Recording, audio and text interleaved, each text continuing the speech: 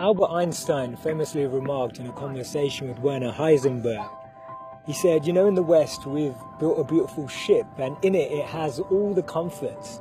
But actually the one thing that it doesn't have is a compass, and that's why it doesn't know where it's going. This paradox of our times was propounded by the Dalai Lama when he said we have wider freeways but narrower viewpoints. We have taller buildings but shorter tempers. Will Smith said that we spend money we haven't earned on things we don't need to impress people we don't like.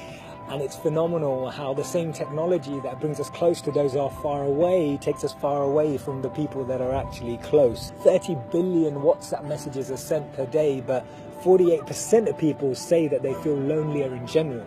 The paradox of our times is that we have more degrees but less sense, more knowledge but less judgment, more experts but less solutions. It was Martin Luther King who said that the irony of our times is that we have guided missiles but misguided men. Have you ever found it perplexing that we've been all the way to the moon and back, but we struggle to start a conversation across the road or across the train? And it's amazing that Bill Gates was known as the top earner in 2015 with a wealth of 79.2 billion, but 1 in 4 CEOs claim to be struggling from depression. Do we actually thrive off this paradox? Is it that this paradox actually makes the media interesting? It's what makes journalism interesting. It's what makes politics interesting. It's what makes television interesting. Is this paradox actually what we feed off and what we live off and what we talk about and discuss in our circles? Doesn't it seem that we've tried to clean the air but polluted our soul? We've split the atom but not our prejudice, and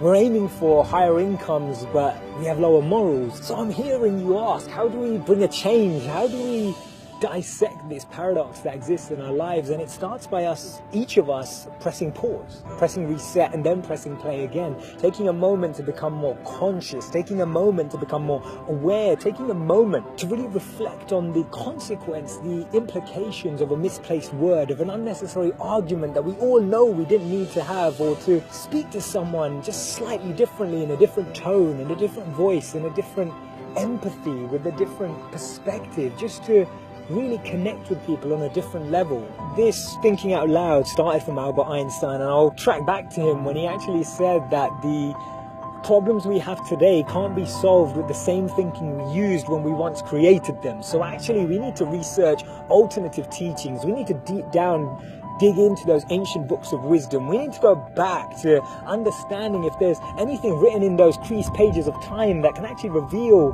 more knowledge and more wisdom of how we can transform our experience of life today. Otherwise, this paradox means that every step forward we take, we're taking 3 backwards every time.